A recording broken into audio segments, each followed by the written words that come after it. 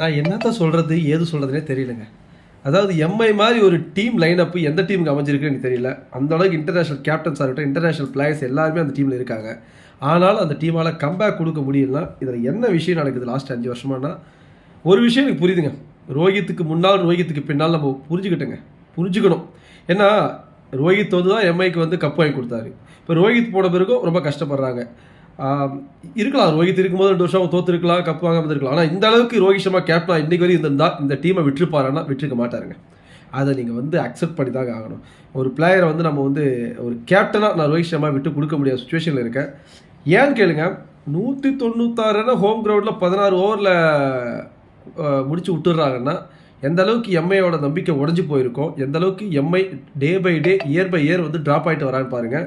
இந்த வருஷம் எனக்கு தெரிஞ்சு கம்பேக் கொடுக்குறது கஷ்டம் தாங்க. அவங்க ரொம்ப கஷ்டம், இதுக்கு மேலே வர முடியாதுன்னு வச்சுக்கலாம். நான் ஓப்பனாகவே சொல்லிடுறேன். ஏன் இதை நான் சொல்கிறேன்னு கேளுங்க. நான் சிஎஸ்கேக்குன்னு ஒரு டீம் இருக்குது, அந்த டீமில் இன்ஜூர்ட் ஆகிறாங்க, சரியான பிளேயர்ஸ் இல்லை, சரியான பிக் இல்லை, ஆக்ஷனில் குறை அது குறைன்னு இன்றைக்கு வரையும் பேசிகிட்டு இருக்காங்க.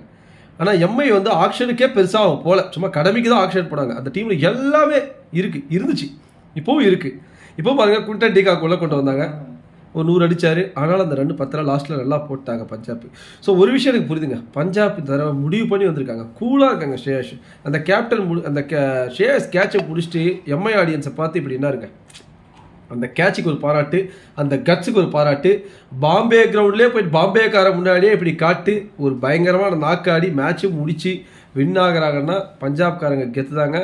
ஸோ நீங்கள் சொல்லுங்கள், என்ன ரீசன், என்ன ப்ரோ? இப்போ பவுலிங்கு பேட்டிங் பும்ரா மாதிரி பவுலர்ஸ் இருக்காங்க, ஷர்துல் தாக்கூர் இருக்காரு. நான் ஷர்துல் தாக்கூர் உலகத்தரம் வாய்ந்த பவுலர்னு சொல்லலை, ஆனால் இதே ஷர்துல் தாக்கூர் தீபக் சாகர் வச்சு தான் பின்னாடி இருக்க ஒரு கப் அடித்தார், அது வேற கதை.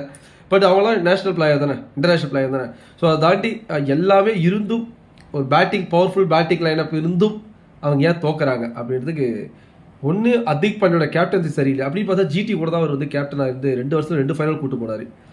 இல்லை ப்ரோ, அதிக் பாண்டியாவுக்கு வந்து இந்த இடத்துல இந்த ப்ரெஷர் ஹேண்டில் பண்ண தெரியல. மேபி நிறைய 4-5 இன்டர்நேஷனல் கேப்டன்சி இங்கே இருக்கிறதுனால தான் அந்த ப்ரெஷர் ஹேண்டில் பண்ண தெரியல அப்படின்னு சொல்லலாமா? இல்லை ரோஹித் சர்மா வெளியே உட்கார வச்சு, அவர் கேப்டனை வந்து ரிமூவ் பண்ணி அதிக் பாண்டியாவை கொண்டு வந்தது தப்பான மூவ் ஃப்ரம் எம்ஐ மேனேஜ்மெண்ட்டுன்னு சொல்லிட்டு நினைக்கிறீங்களா அப்படின்னு சொல்லிட்டு எனக்கே தெரியல. நீங்கள் சொல்லுங்கள் உங்கள் கமெண்ட்டில், எனக்கு என்ன புரியுதுன்னு பார்க்குறேன். அந்த அளவுக்கு நான் கொஞ்சம், அதாவது நம்ம ஜாலியாக மீன் பண்ணலாம், பட் எம்ஐ மாதிரி டீமு கம்பேக் கொடுத்தா தான் நமக்கும் ஒரு ஹோப் இருக்கும். எங்கே போய் முடிய போதோ, ஐபிஎல் மாறிடுச்சுங்க, அதுதான் உண்மைங்க. ஸோ எனிவே, இனிமேல் நம்ம எதுவும் சொல்ல முடியாது. எம்ஐ லாஸ் தான், கண்டினியூஸாக 4 லாஸ் ஆகுறாங்க. பை.